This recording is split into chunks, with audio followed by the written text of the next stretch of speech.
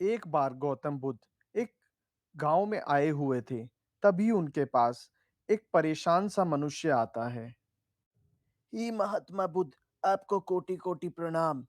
हे बुद्ध, क्या आप मुझे इस जीवन का महत्व बता सकते हो? जीवन का मूल्य समझा सकते हो? मैं बहुत ही दुविधा में हूँ। अवश्य वत्स, मैं तुम्हें जरूर इस जीवन का महत्व समझाऊंगा। वत्स, इस हीरे को लेकर शहर के 4 अलग-अलग व्यापारियों के पास जाना और उनसे इसकी कीमत का आकलन करना। पर याद रहे, इसको किसी को भी मत बेचना और मुझे वापस आकर बताना। ठीक है प्रभु, जैसी आपकी इच्छा।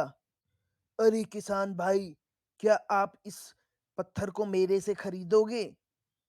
अरे भाई साहब, पत्थर का भला मैं क्या करूंगा?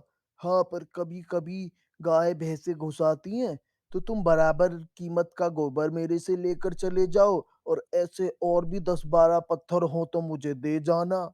इसके बदले में मैं तुम्हें एक मुट्ठी गोबर दे दूंगा, और तुम दे जाओ। अरे नहीं भैया, मुझे नहीं बेचना। मक्का ले लो, मक्का, मक्का ले लो, भुने हुए मक्का। अरे भाई, ये पत्थर खरीदोगे मेरे से? हाँ, पत्थर चमकता तो है, ले लूंगा, पर 1 रुपया दूंगा बस। रहने दो भाई, मुझे नहीं बेचना।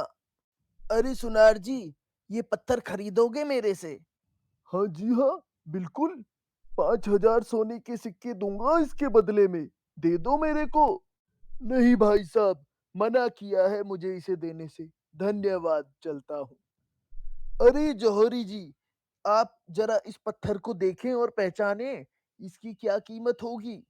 अरे भाई साहब, ये आपको कहाँ से मिला? अगर हम पूरा ब्रह्मांड भी बेच देंगे, तो भी हम इस रूबी हीरे की कीमत का अंदाजा ही नहीं लगा सकते। ये तो बेशकीमती हीरा है, बेशकीमती। अच्छा भाई साहब, ये इतना कीमती हीरा है? हे बुद्ध, जैसा कि आपने कहा था, मैं 4 अलग-अलग व्यापारियों के पास गया, और चारों व्यापारियों ने इस हीरे की अलग-अलग कीमतें आंकी। कोई बदले में गोबर दे रहा था, कोई 1 रुपया, तो किसी ने 5,000 सोने के सिक्के, और एक ने तो ये तक कह दिया कि ये तो बेशकीमती है, पूरा ब्रह्मांड भी इसकी कीमत नहीं चुका सकता, महात्मा बुद्ध।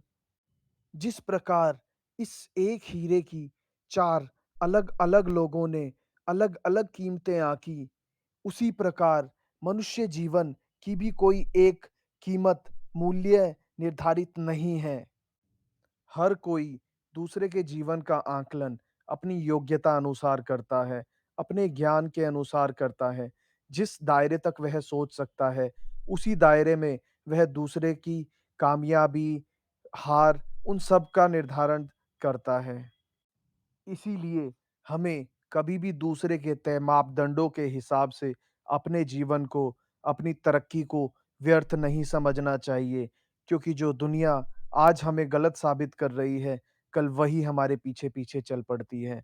वह हमारी योग्यता को समझने लग जाती है। इसीलिए मनुष्य को अपने जीवन का मूल्य एवं आकलन दूसरे के तय प्रमाणों के हिसाब से ना कर अपने सामर्थ्य को समझना चाहिए। वह क्या कर सकता है और क्या नहीं कर सकता, यह पूरे उसी के ऊपर निर्भर करता है।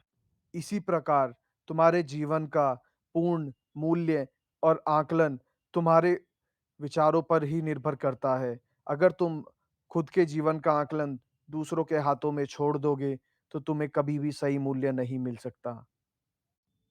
दोस्तों, गौतम बुद्ध से जुड़े अन्य किस्सों को जानने के लिए हमारे चैनल को लाइक एंड सब्सक्राइब करें। धन्यवाद।